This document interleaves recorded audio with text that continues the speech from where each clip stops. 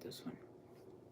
Sure, why not? Okay, that works for me.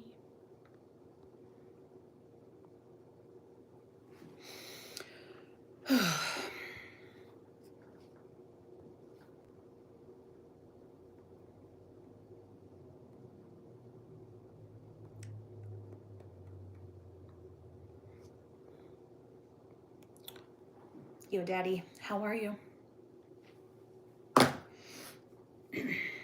Hello, hello. Hello. Good day, good evening, good afternoon, good morning.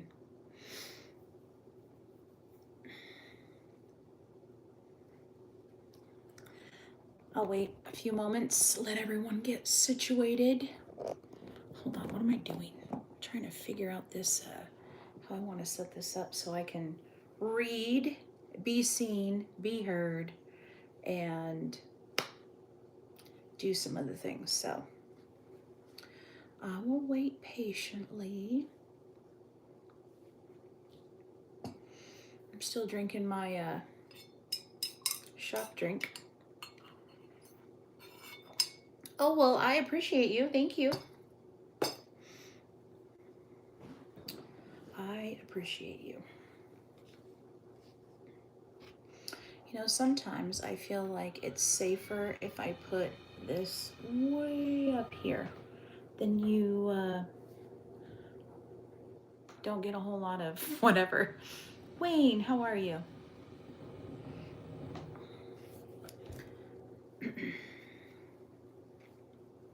I was thinking about putting on my eye patches for this live, but then I was like, maybe not. Mountain Mama, how are you? Here to be a professional troll. Other Mike, I appreciate you. I am well, how are you?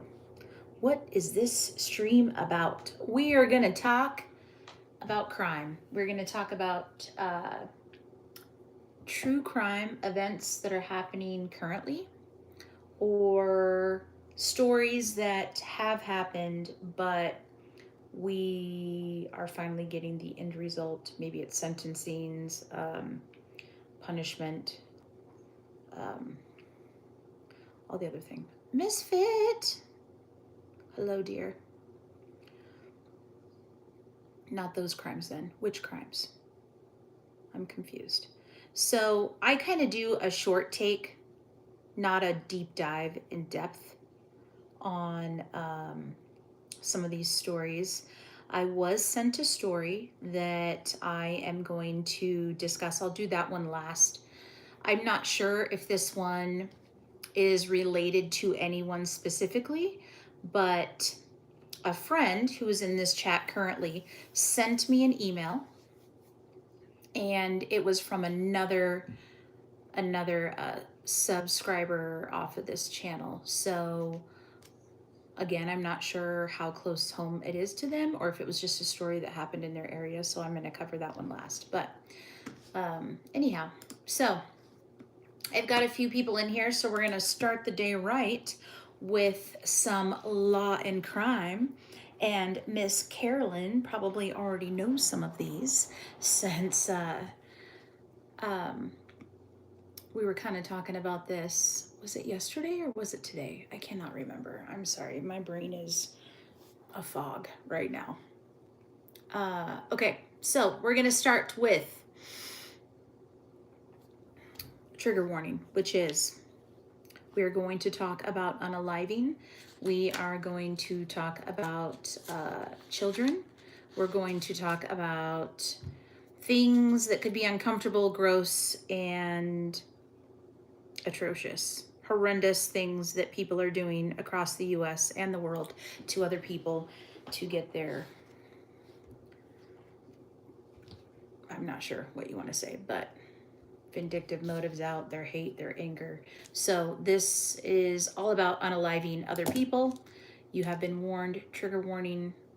There is abuse, sexual abuse, possible kidnapping, ape, and unaliving. So if that bothers you, please feel free to move on, and I'm not upset with that.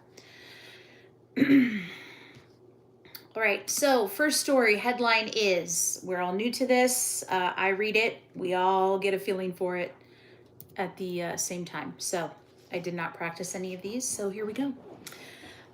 First headline reads, wanted to execute them both, ensuring that they were dead. Man murders 2 people for refusing to move their truck at a plant nursery, cops say. So we're going back to the good old southern part of the United States, all the way to the east. A Florida man is behind bars after he allegedly executed 2 men at a plant nursery after they refused to move their truck out of his way. Eric Garcia, 35, is in the Miami-Dade Department of Corrections and Rehabilitation on 2 counts of second-degree murder.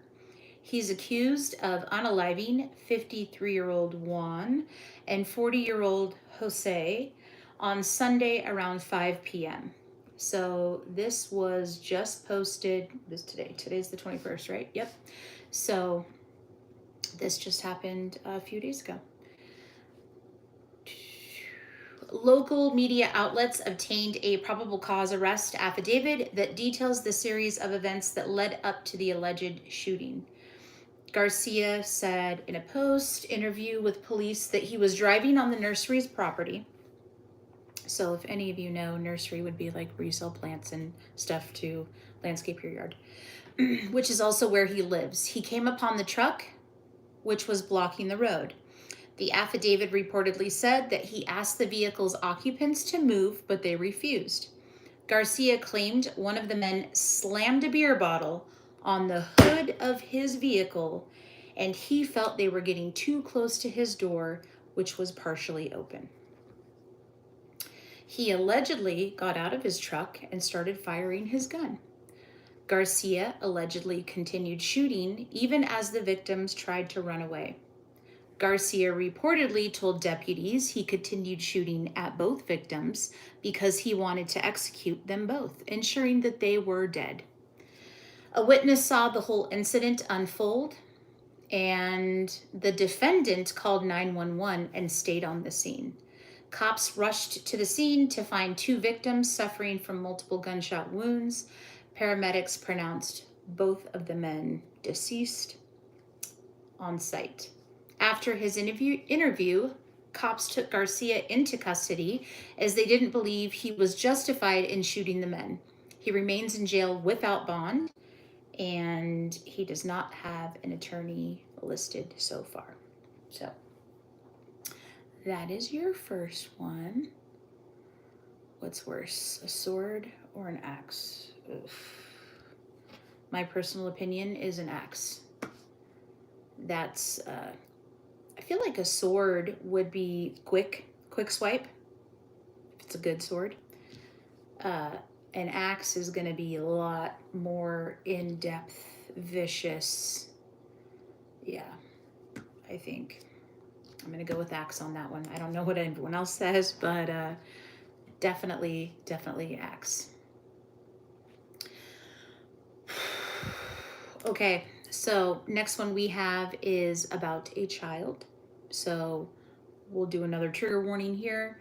This does speak about a newborn and the unaliving of the newborn. So please understand that I don't talk about the children thing just to get a rise or a like. I think it's important that we expose these disgusting people, and if we see something, say something. So anyhow, I'm going to move forward with this one. Never seen anything quite like this. Mom instructed 10-year-old boy to unalive her newborn by intentionally dropping baby on the hard tile floor.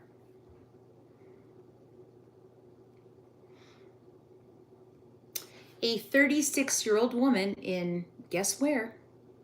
Florida, is behind bars after she allegedly contacted a 10-year-old child over social media, a social media video game platform, instructing the child to unalive a newborn baby as well as the adults. Hold on. They didn't write this right. Instructing the child to unalive a newborn baby as well as the adults the children were living with at the time. Okay. There needed to be a comma or something in there. Tara was taken into custody last week and charged with 1 count of attempted murder while engaged in aggravated child abuse, authorities announced. According to a news release on October 17th, so just a few days ago, police received a call from the Gulf Coast Kids House, a child advocacy center, regarding a 2-month-old child who had suffered serious injuries after being dropped on the kitchen floor by a 10-year-old. Investigators said they learned that Tara and the 10-year-old communicated online using a popular gaming platform called Roblox, which also has a social media component that allows users to chat. In this case, authorities say that Tara used the platform to instruct the 10-year-old on numerous ways to commit infanticide. In the communication...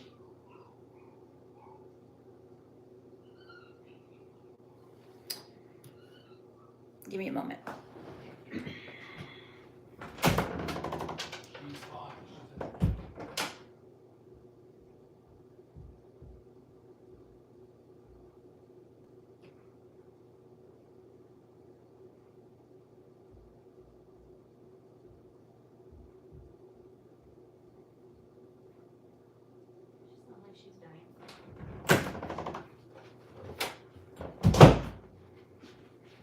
Sorry, friends. So sorry.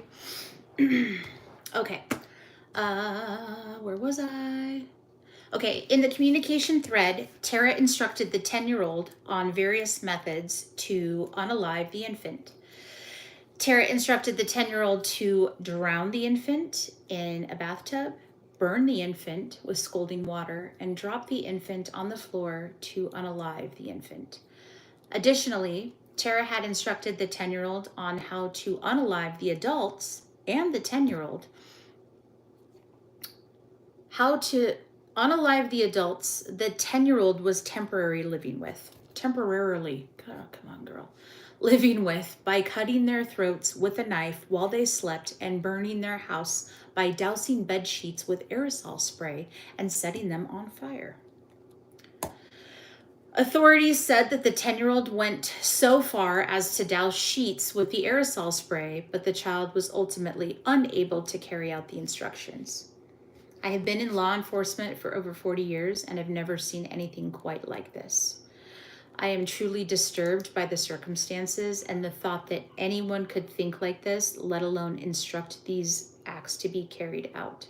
There is something really wrong with her. Tara and her husband were arrested earlier this year and charged with 1 count each of child neglect, endangerment for allowing the 20-year-old man. Oh my God.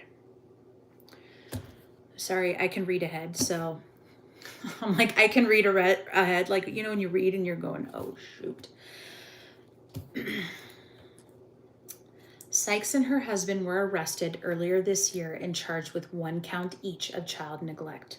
Endangerment for allowing the 20-year-old man who impregnated their 14-year-old daughter to live with them in their family home.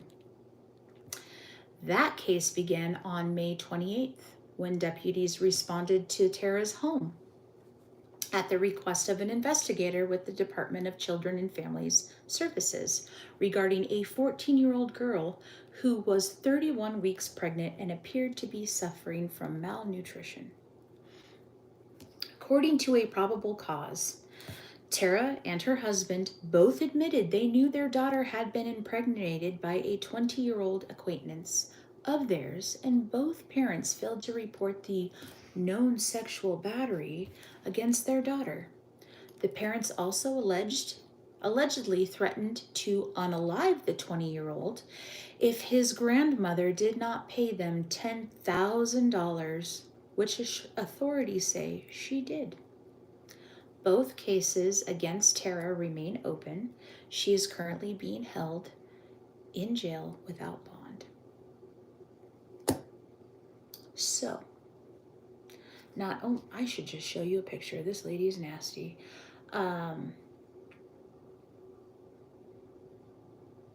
Yeah. We need more. Diego, I agree with you.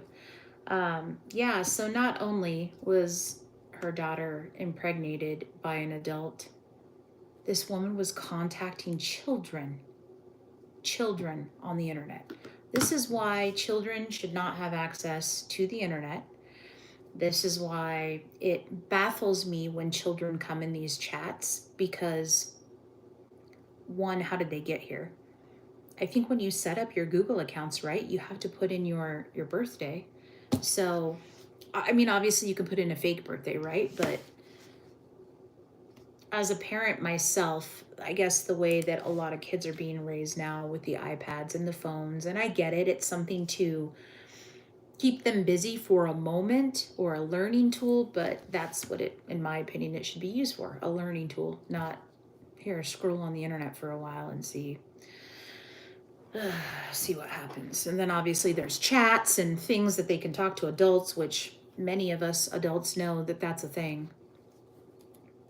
Yeah, I agree, Wayne. And you know what, Wayne, there's so many ways to get around it that it wouldn't matter, right? And Roblox, specifically in Minecraft, you get child predators who go on those sites specifically looking for kids and chatting with them. And it's no different than us here, right? I mean, obviously I'm an adult, but I don't know who most of these people are on the other side of the username. No, none of us really do. And for a child to fall prey to that is just, it's hard. It's hard. So this is a lawsuit. This next one that I am going to read. It also has to do with an infant, so my apologies, but I think that this is important because it kind of deals with like the corporations of the world and what's going on. So premature baby's neck was broken by a NICU employee and the hospital tried to cover it up. And it says Orlando, so I'm assuming this is Florida again. Parents of an infant, yep, it is, in Florida, say their premature baby suffered a fatal spinal cord injury at the hands of a hospital worker, and the hospital tried to cover it up. Jax was born on June 12th, 2022 at the Orlando Health Winnie Palmer Hospital for Women and Babies. According to a lawsuit filed by Jax's parents, the baby was delivered by an emergency C-section at 24 weeks. She was intubated and admitted to the hospital's neonatal intensive care unit, aka NICU, for those of you who don't know, upon her birth. And as the lawsuit notes, there was no evidence of any birth-related trauma. Within weeks, however, Jax apparently suffered a devastating injury. According to the lawsuit, on June 27th, 2022, at approximately 2 weeks old, neurosurgery was consulted due to a concern for abnormal tone of her upper extremities. And an MRI of the cervical spine was performed, which showed cord signal abnormality, enlargement, and presumed hemorrhage involving portions of the cervical and thoracic cord. The lawsuit also described the injury in starker terms. To put it simply, Jack's neck had been broken. So, according to the lawsuit, this type of spinal cord injury could not occur without the use of excessive force when handling a newborn. The baby's medical records, however, do not reflect any acknowledgement of such injury. There is no note in the medical record documenting the extensive force event which caused this traumatic injury, and no indication in the medical record that an investigation was performed to identify and bring to justice the individual who caused this devastating injury. Furthermore, there is not evidence that police were notified that an individual with access to the Orlando Health NICU had broken Jack's neck and then put her back in an incubator without notifying anyone. The parents say not only was Jack's injury neither not recognized or not reported, it also appears from the records that an attempt to cover up the case of Jack's injury was made, as there was no mention of it happening in her medical record. As a result of the hospital's alleged negligence, Jack suffered a debilitating spinal cord injury, which led to paralysis and an inability to breathe on her own. She passed away on November 25th, 2022. She was 165 years old. 165 days old. The parents accused the hospital of malpractice and wrongful death. They say the hospital failed to fulfill the duty of care it owed Jax, failing to appropriately monitor, manage, and handle her, which led to the fatal injury, and failing to train hospital and NICU workers, which would prevent injuries of excessive force when handling newborns.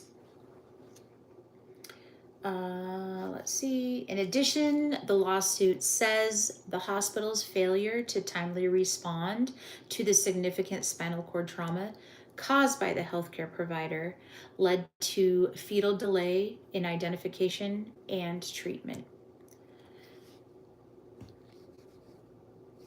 So let's see here. Their daughter's neck was broken by a hospital employee, and not only did the hospital fail to report it, but they are also attempting to use the courts to conceal the truth about what happened.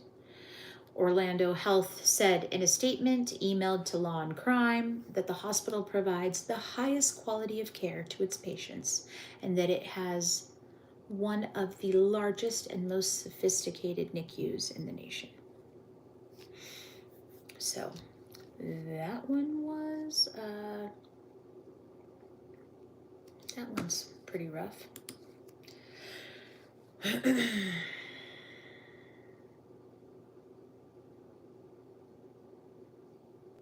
All right. Disgusting. Absolutely. Absolutely disgusting. All right, so we're going to move away from the child cases, and, well, it's not on the list here. So the next one is do what you have to do. Man sentenced for murdering his ex-girlfriend's daughter in a late night attack. Here we go. Here's my Texas folks. A Texas man was sentenced Thursday to an automatic punishment of life in prison without the possibility of parole for killing his then girlfriend's teenage daughter after a ape attempt. Van will never see freedom after killing Lauren, who was 16. At the time of the murder, in late April 2022, the teenager's mother voiced shock and anger. He treated Lauren like she was his baby. I don't understand. He can rot in jail. He had no reason to take my baby's life. Van began acting strangely the night of the crime, worrying young Lauren so much that she FaceTimed her mother and sister from their home in the Houston City area of Humble. The mother, who was out of town for work, and the teenager's oldest sister show up at the home. She just wanted to get away. That's all she wanted. She said he was being really weird and wanted me to pick her up. She showed up, but it turned out that Van was using a gun to hold Lauren against her will. Deputies arrived but heard gunshots coming from inside the home. According to the prosecution's statement, Van stepped outside. Do what you have to do, he told the deputies. Lauren was inside, unalived from the 9mm handgun, investigators found evidence that Van had tried to ape her. Jurors convicted the defendant of capital murder after a 9-day trial. Ugh.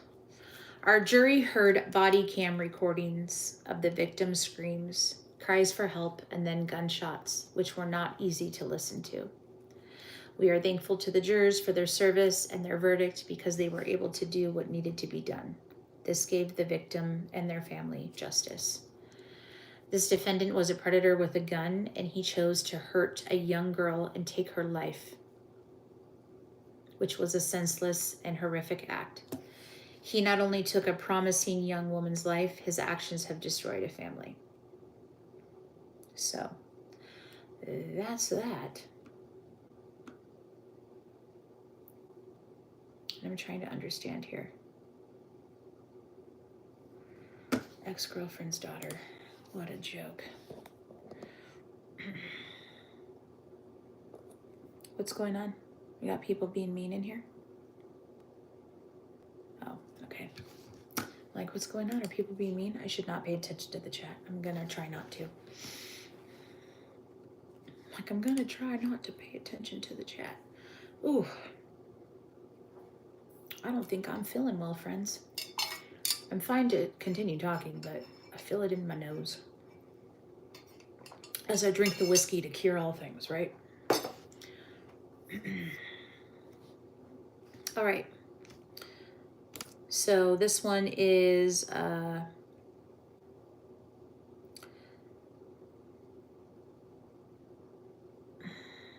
Carol, who are you talking to? I'm just curious. All right, so this one is, looks like there is a child involved in this one as well. So again, bear with me here. I've not been feeling good lately. Dad, who said he had been hearing things before fatally shooting his wife and infant son. Thank you, Wayne. A Colorado man who said he had been hearing things before he unalived his wife and infant son while their young daughter was at home will spend the rest of his life in prison. David was given 2 life sentences on Thursday for the deaths of Lizette and their 8-month-old son, Georgie. He was convicted a day earlier of 2 counts of first-degree murder. So on February 1st, officers responded to a 911 call from an adult male who reported a medical emergency in a single-family residence to the Colorado Springs Police Department. Once there, first responders made contact with David. Sorry, I lost his name. Wait a minute, where am I?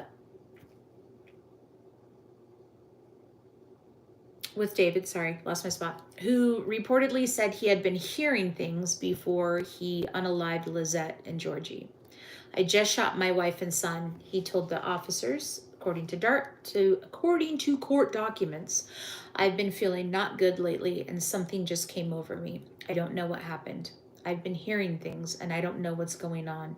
My wife and son are both dead, I believe. Officers then entered the residence where they found Lizette and the baby, both of whom appeared to have suffered gunshot wounds. They were both pronounced dead at the scene. The Violent Crimes Unit was called to the scene to take over the investigation, and David was taken into custody. Authorities said, upon questioning from detectives, David said that his son's crying had been making him anxious, and he had been having bad thoughts. He told investigators that earlier that evening, he went to his car and grabbed his pew-pew. I guess I should probably say that instead of the other thing. He kept in the vehicle, then paced around his own home before deciding to unalive his wife. David then admitted to intentionally shooting his son. When questioned by detectives as to why he shot the infant, he allegedly indicated it was because the boy cried too much and it made him anxious. Lizette and David also had a 2-year-old daughter who was not harmed. The girl has been placed in custody of Lizette's sister, and that she plans to raise the girl as her own. And then a GoFundMe was set up. So, sounds like demon possessed. Thank you, Wayne. I appreciate you. Like, this lighting in here is making me sleepy. I will tell you that. So there's that one, guys. And I did say I was going to have some palette cleansers to these. And I failed to do that in this one because I did not pull up any fun stuff. So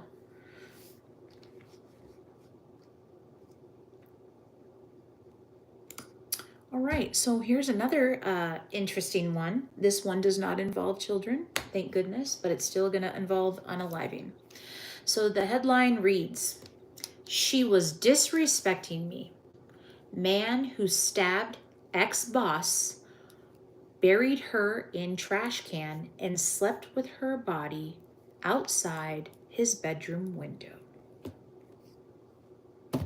Help me understand what is wrong with this world, please. Here we are, and no, I did not do the search for this state. A Florida man will spend the rest of his life in prison for stabbing his former boss, who had been trying to help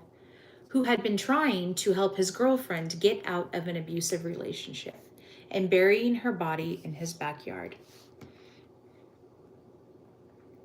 Nathaniel learned his fate on Friday in the killing of LaDonna. He was found guilty in September of second-degree murder. According to the arrest report, authorities said they learned through his girlfriend that he had stabbed Williams in February of 2022 in the chest and forced the girlfriend to put her body in the trash can, telling her, "I had to do what I had to do. She was disrespecting me." He then slept in the rented Jacksonville home for weeks while her body was in the trash outside the window. Buried her in the trash can and then slept with her body outside of his bedroom window for some period of weeks before he left the house. The case came to light after his son, the lady's son, filed a missing persons report after she hadn't responded to his birthday messages for her 41st birthday at the end of February. He said he then received suspicious text messages from her cell phone number asking him for money. Suspicious of the request, he asked the person who sent the message to answer questions about his youth and personal life that only his mother would know, which the sender of the message could not answer. "I was stressed out all the time," the son told news reports. "I would think about her constantly. I would look for her. I would try to ask for help."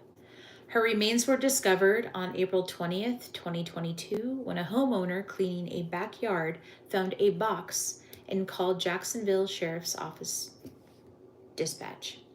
Investigators unearthed a trash can containing human remains.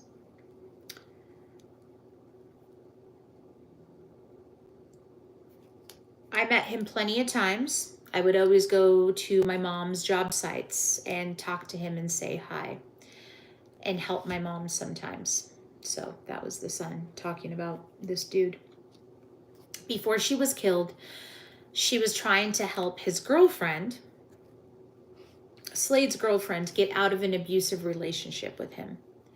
He's already serving a life sentence for attempted murder, first-degree murder, armed burglary, and possession of a firearm by a convicted felon in an unrelated case. He pled guilty to all charges on January 8th and was sentenced for those crimes on February 15th. A GoFundMe has been set up for that particular family. Hello, Bill. All right. So that was that one.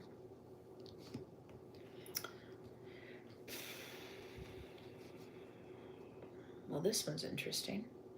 All right, just moving on down the list, friends. How's everyone doing? Hopefully okay. I'm going to try to see if this light helps a little bit.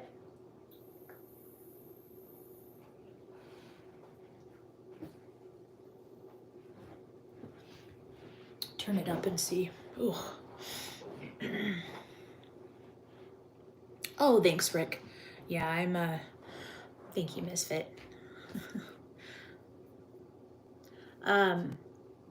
Yeah, I don't know if a head cold's coming. I probably should just, take a few days off from Fool's Lives and just get some rest because I've wanted to sleep all day long. I still have my same drink, Ariel. That's how I'm feeling. But, okay, friends, the next one is former Florida. Do I have a search for Florida in here? I swear I don't, I promise. Former Florida sheriff's deputy allegedly unalived his estranged wife, who also worked as a sheriff deputy, staged her murder as a suicide, then went to Publix with her children. So, one Florida sheriff's deputy, a mother of two, is gone. And a newly former sheriff's deputy, her estranged husband, is behind bars. What is in the water in Florida? I'm just curious. I mean, I know we all joke about it, but holy crap. Anthony stands accused of 1 count of murder in the first degree with a firearm for the Monday shooting death of his wife, Ellie. Until this year, the couple worked for the same agency. The alleged killer resigned as a sergeant in August after nearly 18 years on the job, in the midst of an internal investigation that could have resulted in his firing. On Monday afternoon, Anthony made a 911 call. According to the arrest affidavit obtained by Orlando, the news channel, when detectives arrived, the husband allegedly said he had found his wife on their bed in a pool of blood with a gun resting on her chest. And the defendant had a familiar story to tell. The reason for his departure was an intimate relationship while on the job. According to the sheriff's office, this affair also apparently served to fray his marriage.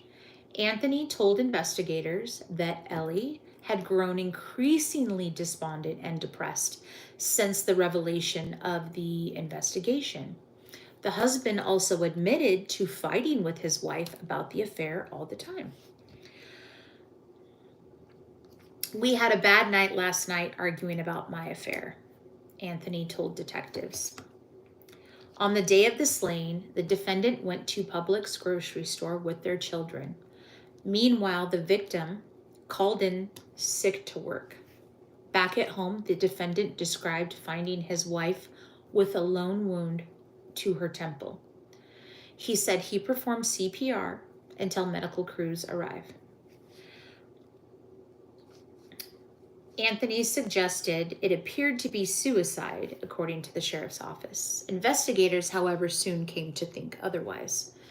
A combination of cellular phone records and body-worn camera footage, which is said to have contained an accidental audio recording, led detectives to believe the victim had been murdered, according to the affidavit.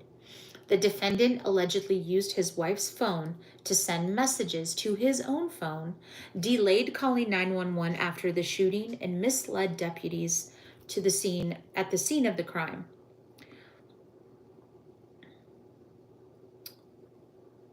Ellie cared deeply about the agency and the work we do, and I consider her a rising star. We have all struggled this week with feelings of shock, grief, and guilt while we all try to make sense of Ellie's death, which was meant to appear as a suicide.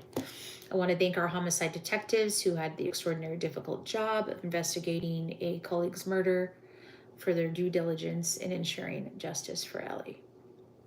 The defendant was arrested and booked in the Orange County Jail with bond on Friday.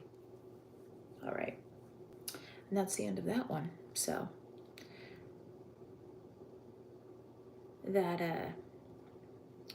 that's interesting. So that one was just posted on the 19th of this month. So he was just arrested on Friday. So that's a new story coming out, which thank goodness for detectives, right? But again, what is going on in Florida. I really would like to know, because I am concerned with the Florida people.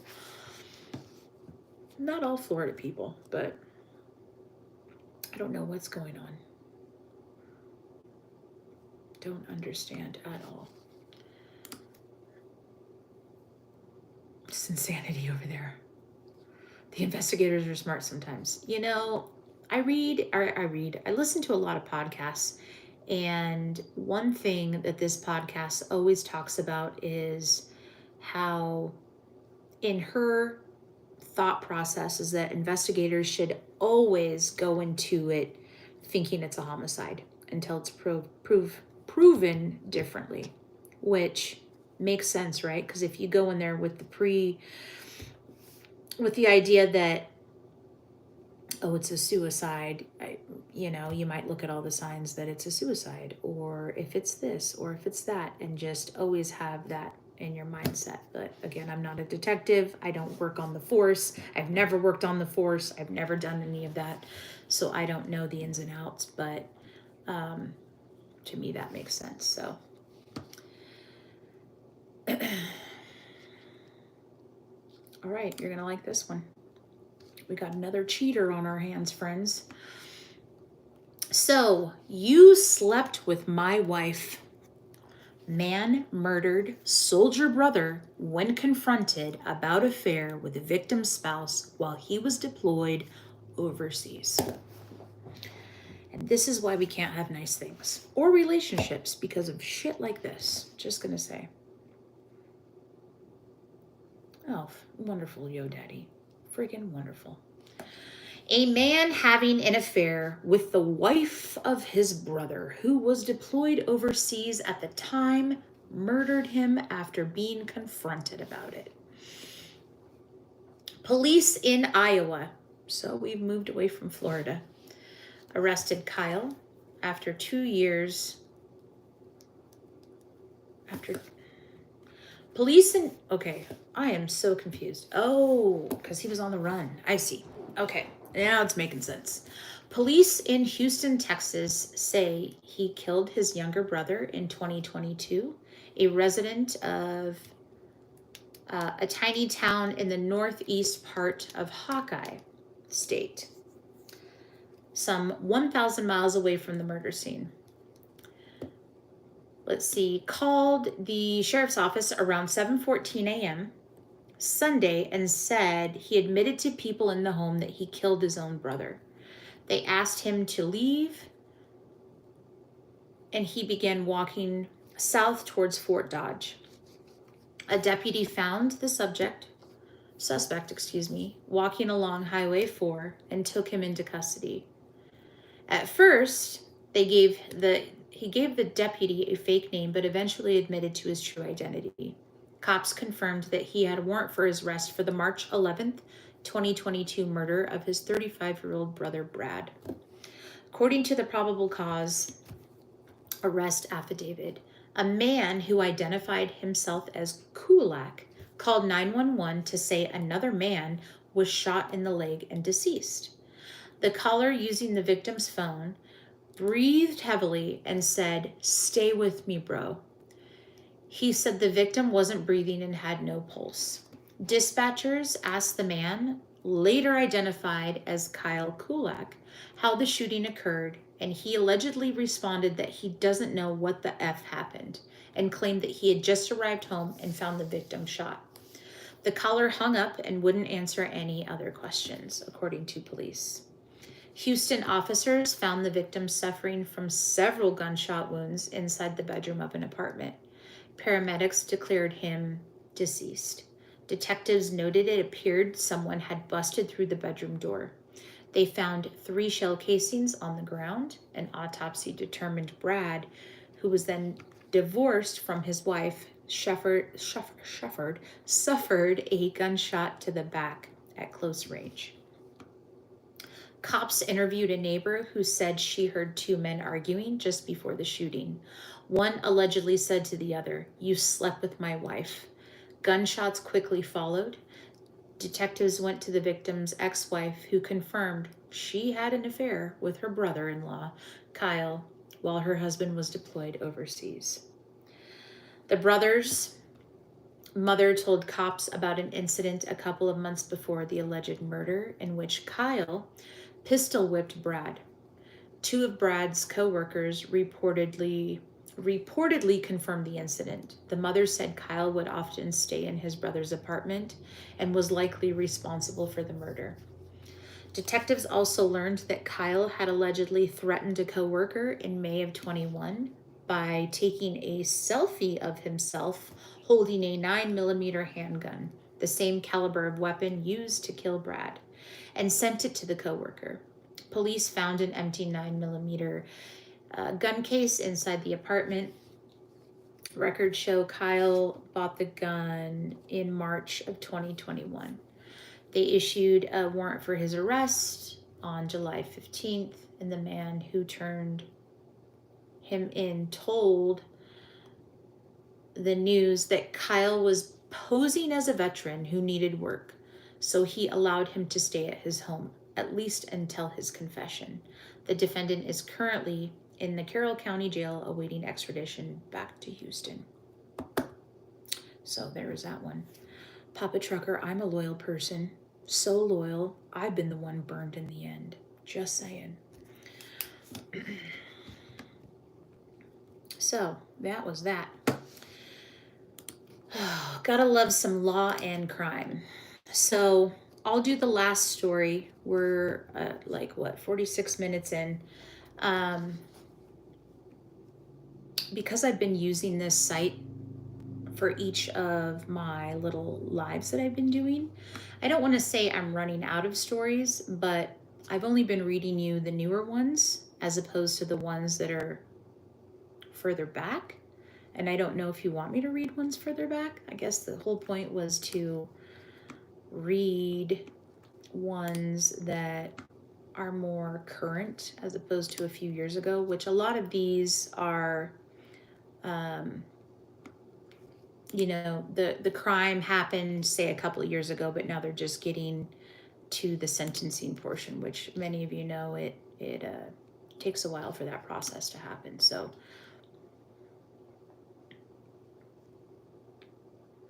it is. Thank you, Wayne. I appreciate that. Ugh. Sorry, I'm looking at some of these headlines. I want the further back ones too. I know you do, Wayne. Wayne will stay with me forever if he could. Misfit, if you you sent me that information already, did you not? You gave me the name. Where's my paper, my cheat sheet? Hold on. What did I do with my cheat sheet? I don't even know where I put it. Great live. Almost time for bed. Thank you. I appreciate you, Matsy. Misfit, did you mention it to me before? The name?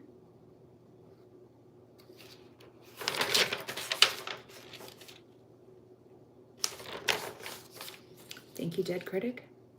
Story of Carol Ryan. Is that something, Misfit, I've asked this question. I'm sorry. You'd be okay with me talking about? I don't have to do it today because I've got another one kind of lined up, but I just want to be sure that you're okay with that. Wayne, I'm just reading. That's all I'm doing. You know, it's funny. Well, it's not funny, but there's a guy on TikTok that I've come across. What is wrong with me? Why am I all like turning red everywhere?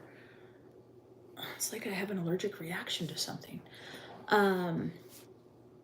He reads on his lives so he can become a better reader, which I think is pretty cool because he was afraid of reading out loud and being a thorough reader. So kind of different. I really don't know why I'm blotching out like this, but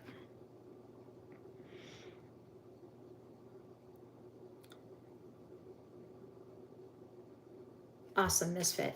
Perfect. So if you're okay with it, I'm not sure what kind of consistency I want to do with this. I'm thinking maybe every other day.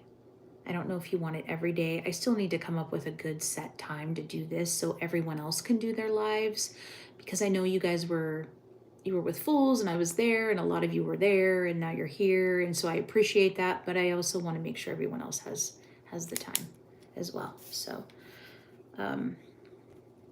Cannon staunch case. Like, I've got a list, my chicken scratch here. Every day sounds great to me. So I will, all right, we could do this one. This is going to hit home for a lot of people. I mean, it won't hit home, but it kind of goes hand in hand with Fools with the Motorcycles. Not that he's in a motorcycle club, but maybe I won't do that one. Yeah, isn't that weird? I'm just saying, like, I don't know why I'm so blotchy. I don't know what happened at all. Like, I feel warm, but it's kind of strange. All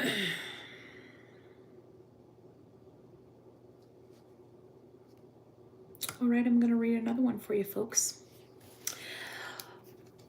We're checking for gas leaks. Men posing as energy workers in upscale neighborhood murder jewelry store owner in basement and tie up wife. 2 men showed up in an upscale Michigan home near Detroit on successive days, claiming to be workers from the local energy company checking for gas leaks. On the first night, the homeowners declined to let them inside, but the next day, a 72-year-old homeowner took them down to the basement. That's when, according to the Oakland County Sheriff's Office, the 2 men murdered the man, later identified as Hussein Murray. The victim's wife called deputies shortly before noon Friday to tell them she had been tied up by 2 men who posed as workers from DTE Energy. She said she believed they had kidnapped her husband. When deputies checked the home, they found Murray unalived in the basement. Because of the gruesome nature of his injuries, it was not immediately clear if he had been shot or bludgeoned to death. The wife, also 72, was taken to the hospital where she was treated and released. The disturbing event set off a search for the suspects, with authorities pleading for the public that anyone who may have seen something, anything, to please come forward. "We're DTE, we're checking for gas leaks," said a man wearing a face covering in a yellow reflective vest while showing a clipboard with the DTE emblem on it. After entering the home and tying up the wife, the men searched around the home for about 20 minutes and then drove away in a white pickup truck with orange traffic cones in the bed. On Saturday evening, authorities announced they had arrested one of the suspects in Louisiana. Detectives are working with prosecutors to file formal charges. They did not release his name. The second suspect still remains at large. Oakland Sheriff's Office says he does not believe the incident was random. Based on what I've seen over my career, they may have thought there were valuables in the home due to the business, and they were trying to get whatever those valuables were. Anyone with information is asked to call the sheriff's office. This is a good reminder to anyone who answers their door for random people, which I never do because I can see you before you get to my door. DTE Energy said in a press release, reminded customers that they should request ID from workers before allowing them into your home. Before our energy service makes a routine visit to your home, we will make every effort to contact you in advance, either through a phone call from our call center or email or text message. It is very rare that an energy employee will need to enter your home, but it does happen. DTE will use every opportunity to make you aware of any work needing to be done at your home, and if possible, we'll contact you in advance to schedule time for the work to be completed. Murray owned gold and glitter jewelry in Metro Detroit. His grandson, who was named after Murray, posted a tribute on Instagram. So I appreciate that. So don't forget, guys, if you're going to answer the door for a stranger, ask for an ID. But yeah, definitely, you get those weird. I don't know if any of you have this or if it's in your area. They have that neighborhood app. Do any of you have that? So if you don't have it and you're not from the States, the neighborhood app is great for your area. Oh, shit. Sorry, Ariel. Next door. Thank you. Where you can kind of see what's going on in your area. If there's an unusual car that's parked in the area, if it's suspicious people going door to door. I used to see that all the time when I was living in the city, where people would post to Nextdoor about unusual things they were seeing around the area. So if you don't have that app, I would recommend it. It is very helpful. Plus, you could find some good deals. Sometimes they do like, hey, I'm selling this piece of furniture, or I'm giving this away for free, or hey, has anyone seen my dog or my cat? But I agree, Eric. Well, Rusty, I don't know about what area you're in. I know my area. I can go to the local sheriff office's website, type in the address, and it will show me a big circle about crime that happens in your area. You'll get sex offenders, you can get robberies, burglaries, all the things. It'll show you all different types of crime. I'm fairly certain all sheriff offices do that. I could be wrong. I don't know about a lot of the small towns, but if you don't have it in the small town, I would try the next biggest town near you. But you should be able to see that. And when I lived in the city, it was disgusting to see how many sex offenders were in the area, because at the time when I was living in the city, I had young kids, a young female, young male, and I didn't worry so much about my son, but it was definitely my daughter that I worried about. Not so much now, but back then she was the girl who was very talkative and wants to be friends with everybody, which is great, but she had that trusting heart of, hey, everyone's great, everyone's fine, no one's weird. Mom, what's your problem? Why are you overprotective?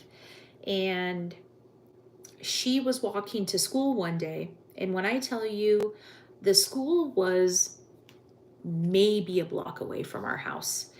And she walked to school, and the one time she paid attention to everything I was telling her, there was a man standing on the sidewalk.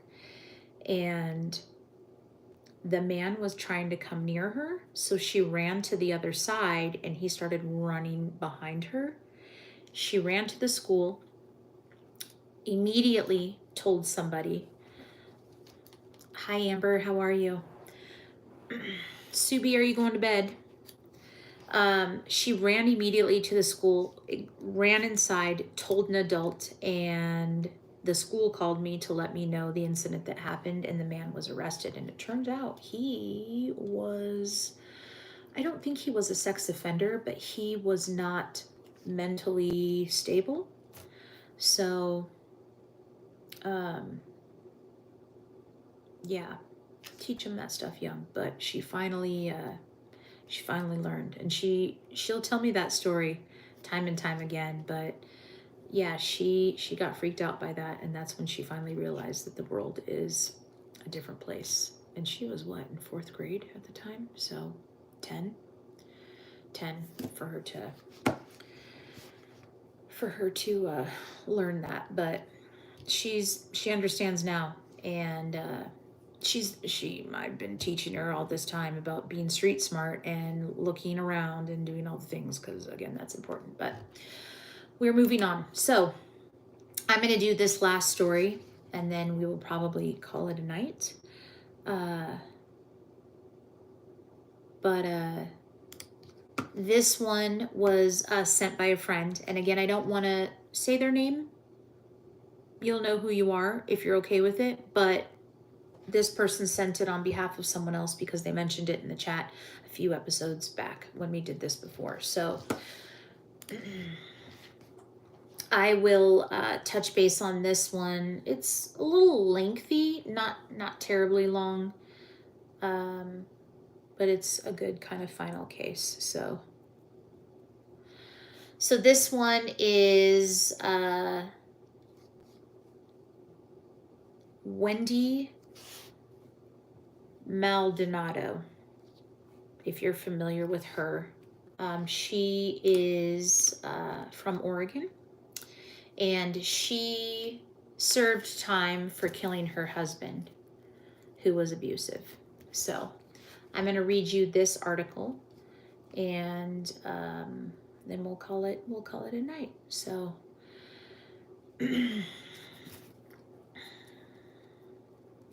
so this is this particular article is when they were hoping, the family was in with this, hoping for clemency for Wendy. All right. Randy Maldonado and Wendy Maldonado are awaiting sentencing. Now, keep in mind, when this was written, let me rewind a little bit, because this was in 2012 when this article was written.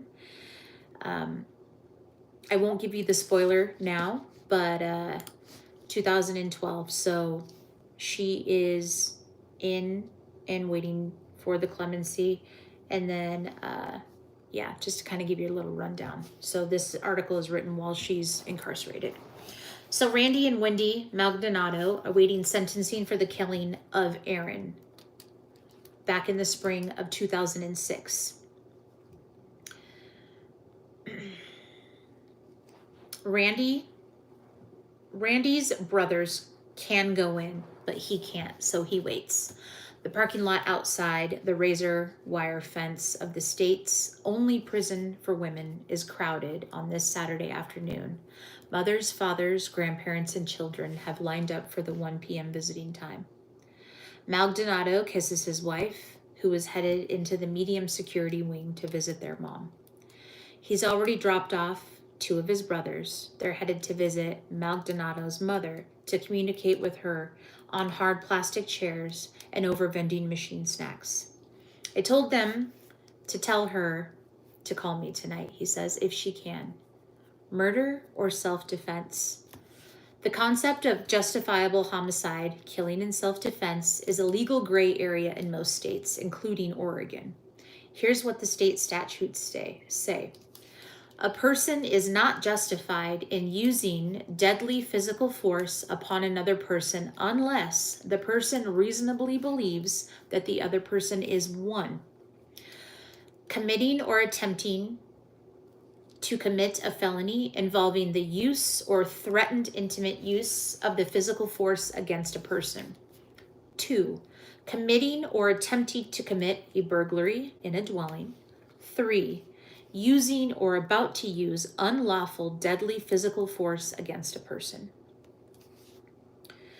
Prosecutors argued that although Aaron Maldonado may have threatened to kill his wife and son in the past, he was not an active, immediate threat in the moments when they bludgeoned him to death. So my apologies, I forgot who asked me about the sword or the axe. Wherever you are, come back to this, is all I'm going to say. Maldonado hasn't seen his mother in the flesh in more than 6 months. 6 years or 78 months in the prison parlance he uses without realizing it. He's not allowed any closer to her than this spot just outside the prison gates until she's released. He's a convicted felon, and she is his co-defendant.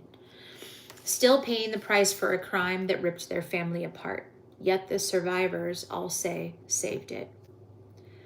Wendy and Aaron Maldonado began dating in high school when she was 15.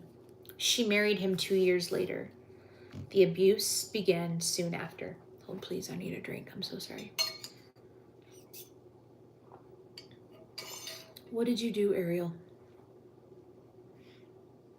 You blocking my misfit? No. Damn it. Sorry. Hold on. Unhide. Misfit. I fixed it. Sorry. I don't know what happened.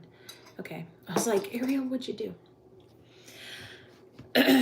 Wendy said Aaron hit her until she was black and blue, strangled her until she saw blackness creeping around the edge of her vision. He aped her, threatened to kill her anytime she talked back, and told her his fantasies, nightmarish stories of aping and torturing other young women. He told her he would kill her parents and anyone in her extended family if she ever went to the police. Aaron treated their 4 sons the same way. Police investigators who showed up after Aaron's death found the walls of the family Grants Pass home covered in the boys' artwork. Beneath every childish drawing or painting was a hole the size of a man's fist. After he died, doctors found new bruises and ample scar tissue on Aaron's knuckles and forearms. I know my dad started hitting me before preschool. The baby of the family, Tyler Maldonado told a judge. Because when I was in preschool, I told one of my teachers that when I got big enough, I would kill my father.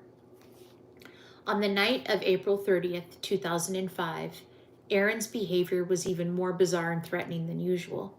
Bad enough that Randy, who was 9 days shy of his 17th birthday, made an anonymous call to police at 2:15 a.m. Randy and Wendy greeted officers in the yard, denied any problems, and said Aaron was asleep. Randy later said he had been trying to signal that Aaron was watching them on a surveillance camera over the front door, but police noted nothing. As officers pulled away from Elmer Nelson Lane, neighbors blocked their way and asked them to go back. They declined. 3 hours passed. Aaron went to bed. Wendy says that's when she walked in to check on him. He snapped awake, grabbed her arm, and threatened once again to kill her. Wendy ran into the hall outside their room. I'm going to do it, she announced. Randy had long been his mother's best friend. It was always the two of them, said Donna, Wendy's mother. Even when he was a toddler, I remember her working on their car, and Randy would be right there bringing her the tools that she needed. Now he heard her announcement and came running. What are you going to do? He asked. I'm going to kill him, she said. Randy told her she wasn't doing it alone. They said the Lord's Prayer, grabbed a hammer and a camping axe, and walked back into the bedroom. After a moment's hesitation, they took turns bludgeoning Aaron as he laid in bed. A few minutes later, Wendy called 911. She told the dispatcher that she had just killed her husband. I don't know what to do, she told the operator. My kids are going to hate me. I just want my kids to be safe. She sobbed on the phone, so distraught that the dispatcher talked to her as if she was a crime victim rather than confessing to a killing. No one's going to hurt you anymore, okay? I'm here with you. No one's going to hurt you. Yeah, right. I'm going to go to jail now. Aaron was still alive when police arrived, though his head was covered in blood and officers reported seeing brain matter on his pillow. He died at the hospital. Both mother and son were charged with first-degree murder, though Wendy was released on bail so she could care for her other boys. Prosecutors decided to combine the cases, and her lawyer recommended she take a plea deal. Plead guilty to a first-degree manslaughter and spend 120 months in prison. Randy would plead to second-degree manslaughter and serve 75 months, which became 65 months with credit for time served. My mom reads me stuff on the internet sometimes, people saying, why didn't she go to trial? No jury would have convicted her, Wendy said. But what about Randy? I couldn't risk seeing my son go to prison for the next 25 years because he was trying to protect me. I know we're not supposed to be vigilantes or that kind of thing, but my mom never had a choice, Brandy said. She didn't have a choice when we killed him. She didn't have a choice when we took the deal. That's a common refrain to the case. Even the judge expressed a version of it. He called what they suffered the worst case of domestic violence any of us have seen, but noted that state law left them no flexibility into sentencing. Oregon statutes allow deadly force only against an immediate threat of serious injury. I can't think of a more sad and tragic situation. But it wasn't up to you to take his life. No one except prosecutors seemed happy with the result or clear on the point of locking them up. Was it rehabilitation, justice, vengeance? Aaron's brother Paul put his side of his family's statements in stark biblical terms when asked in a questionnaire. What do you feel would have been an appropriate sentence for the court to impose? An eye for an eye, he wrote, a tooth for a tooth. The other 3 Maldonado children, technically the victims of the crime, answered the same question. Marshall, 15 at the time, said they should come home. Joshua, his twin, I miss Randy. He was like a dad to me. And from Tyler, who was then 13, I don't think they should have to go to jail. They made the world a better place. The last time Randy saw his mother was immediately after the sentencing. Sheriff deputies took them to a cell just off the courtroom. Randy stood in front of his mother so she could use the small toilet in some sort of privacy. Then they spent a few minutes talking in soft voices about what was coming. She told me to be brave, and I told her the same thing. He entered the Oregon correctional system 3 weeks before his 18th birthday.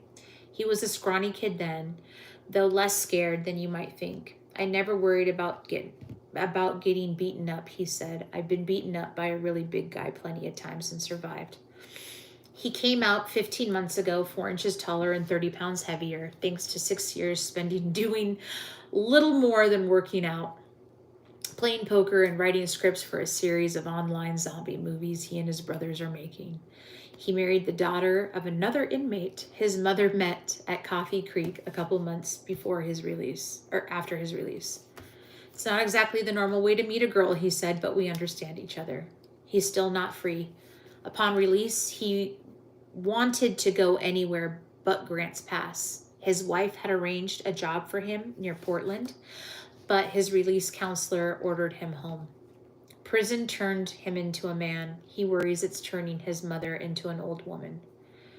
She's 40 pounds heavier and takes a dozen drugs each day for depression, anxiety, high blood pressure, and other stress-related ailments. Family members say she falls back into funks. She says she gets depressed. 2 weeks ago, prison officials moved her from maximum security back to medium security after family members say she was rude to a guard. She prefers medium, where inmates share a cell with one other person, to minimum, where 128 women sleep in a dorm room. But the switch meant she had to drop out of a basic computing class.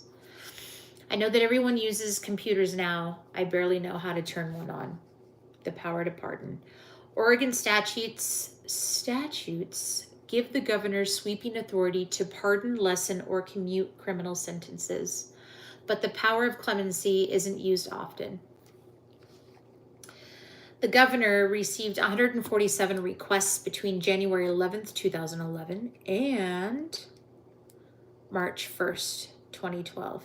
He granted just one, and that one was to an inmate who didn't want his help. Convicted killer Gary Hune doesn't want to be executed on his watch. He says he wants to die and has challenged the clemency decision. The Governor gave clemency to 15 people out of 319 who asked during his last 2 years in his office. Half of those approvals came in his final 3 weeks as a governor. That governor denied a request from Wendy. She has plans, she and Aaron, supposedly themselves, by blowing glass jewelry and pipes. And she wants to go back to the craft and maybe paint or weld. They want to go to college and stuff, but they have jobs. They've got to pay rent and do all that. That's what I want to do. So she worries, she wonders whether the boys will still need their mother's advice and support, whether they'll welcome her involvement into their lives. 2 of her sons are married. The youngest is 19. So I'm just skimming over some of this. Let's see.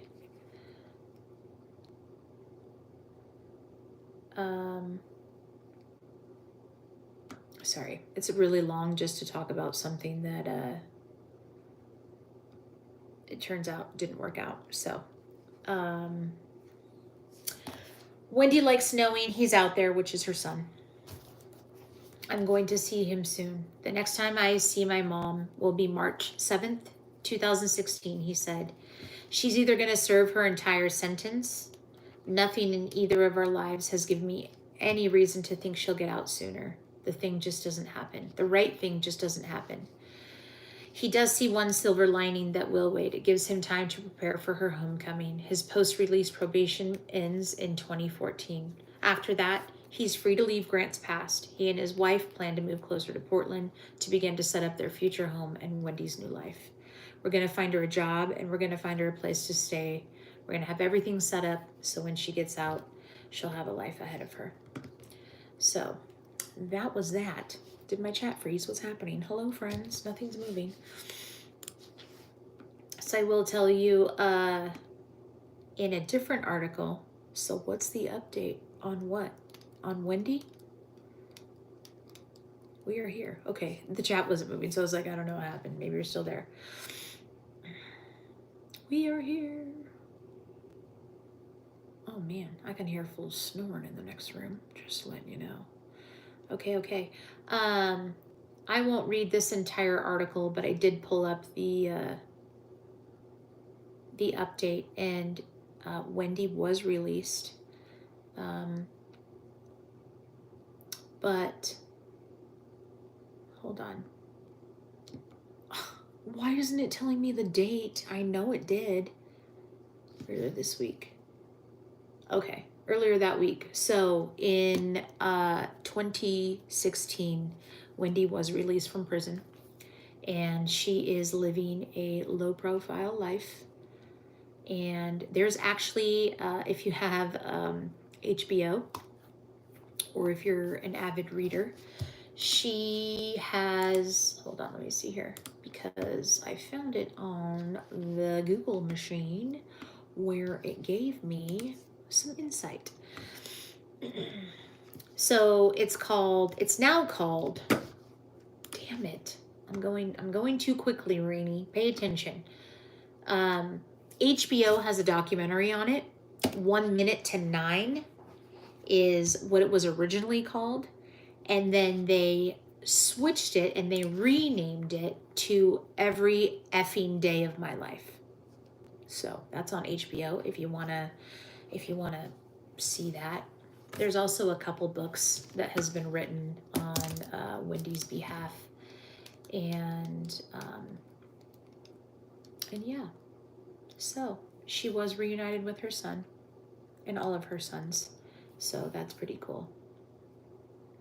But I am curious. What do you guys, what's your take before we cut this off? What is your take on domestic abuse and taking matters into your own hands if it happened? You would rather melon ball out both of my eyes. What? I'm not sure what you're saying, ma'am. What are you saying?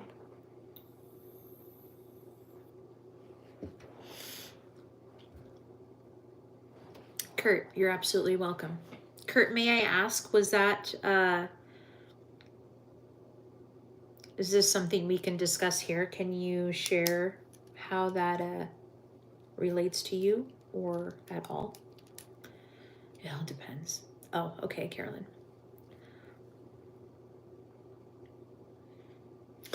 Anonymous.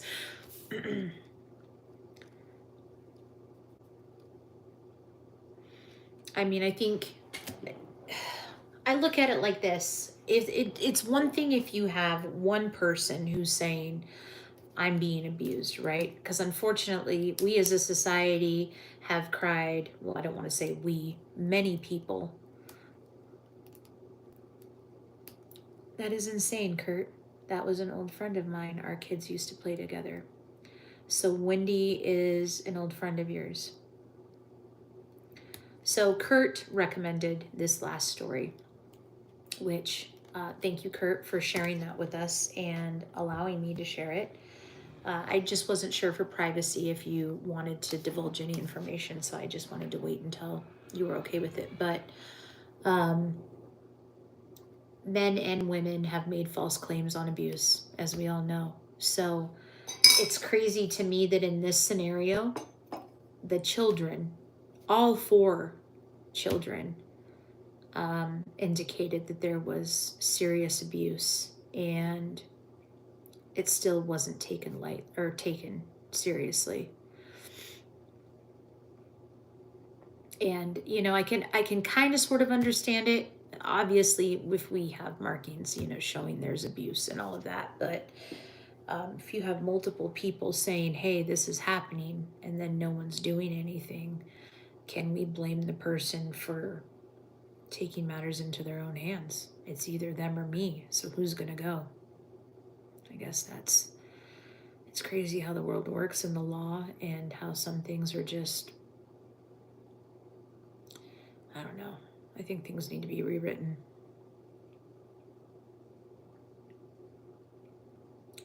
What? Yo, Daddy, what?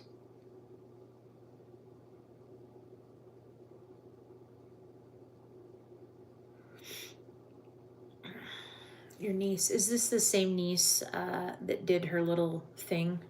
I'm just curious. I won't announce that here because that was in our Discord. But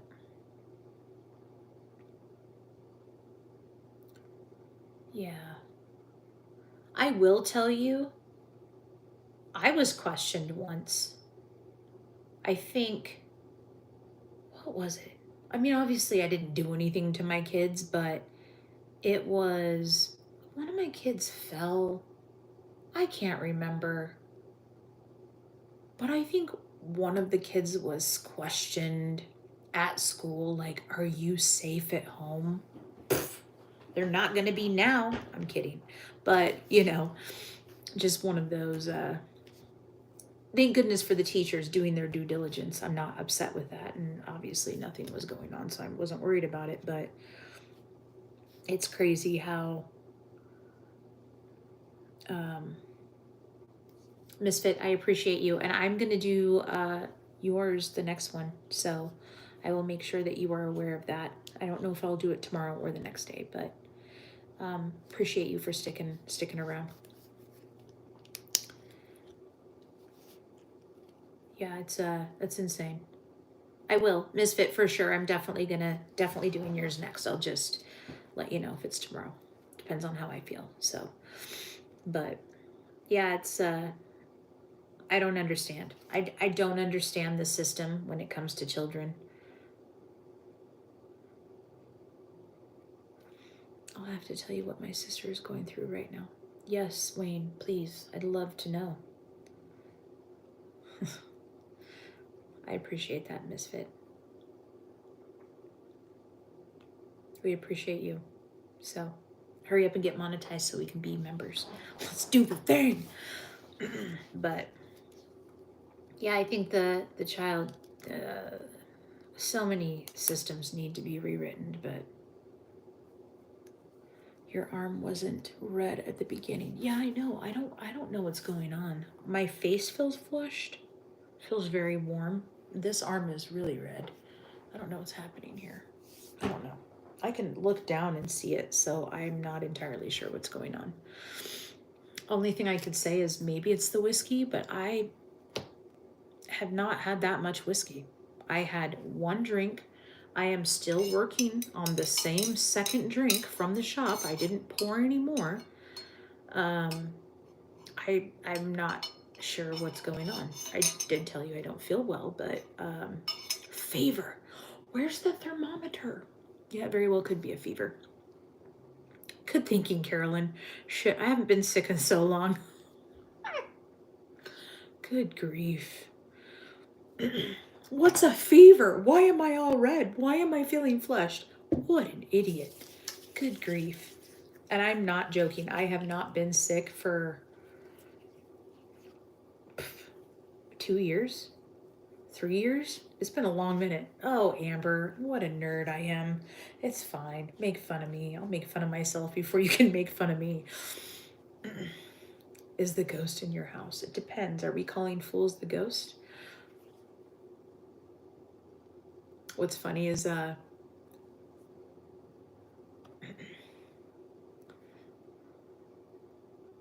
awesome, Rick. I appreciate you for stopping by and hanging out. And hopefully we're adjusting to how these are going to work out. So, oh no, Wayne, I read a book about that. Wayne, I'm going to have to tell you the book. Wayne, do you do a lot of reading? I'm like, do you do a lot of reading?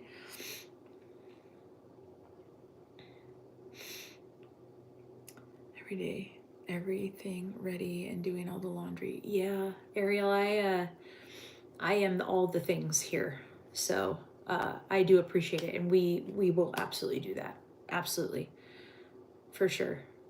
Maybe next week works better for everyone, which that way we can all plan around that and plan ahead. So that way I've got things ready and you guys have your stuff ready too. So, oh my God. Yeah. Well, Wayne, I read a book about a doctor and his wife was a nurse, if I remember correctly. I've read a lot of books. And hold on, maybe I have it in here. I'm like, maybe I have it here.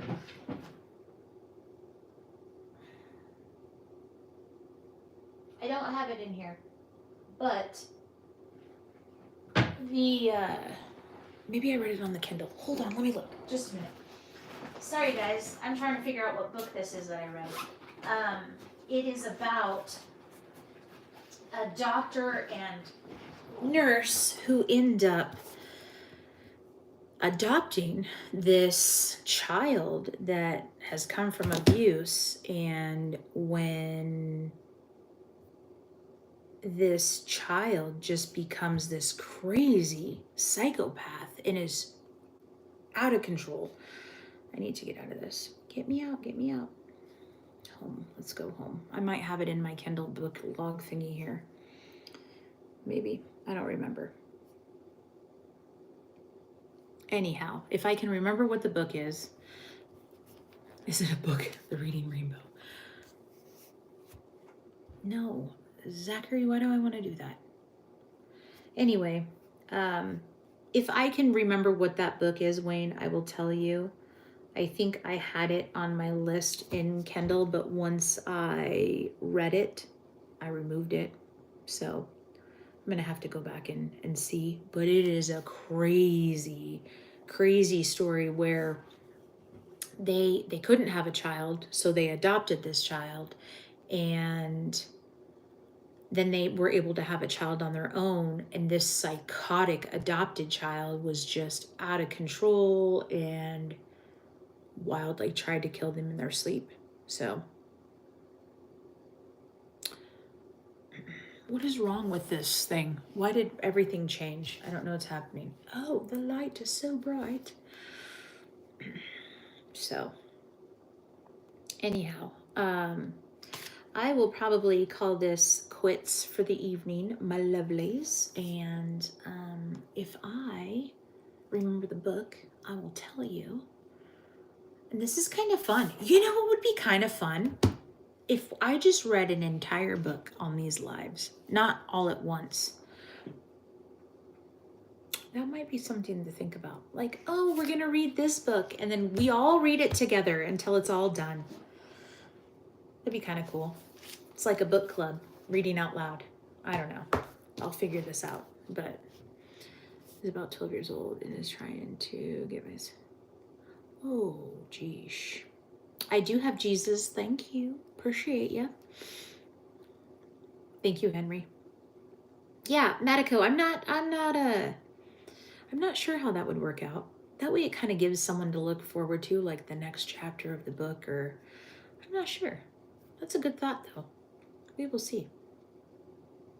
We will see if that will work. For now, I think I'm going to keep doing this. I know it works for some people, doesn't work for everyone, and that's okay. Have a good night. I'm going to shut this off too, so I appreciate you for being here as always, Miss Carolyn. Firecrackers podcast story. Amber, will do. I'm going to write it down. I think I already did. I lied, I didn't. All right, my lovelies. I appreciate you all for stopping by. Kurt, thank you for sharing that story. I appreciate you for doing that. I love you all. You all are amazing. Thanks for listening to me speak and stumble over my words. I love it. And if you judge me, that's fine. That's what I'm here for. Constructive criticism. I'll take it all day long. So anyway, I love you all. Again, thank you. Have a wonderful evening and get some good sleep. Get some eye patches. Do the thing. All right. Okay, love you all. Bye.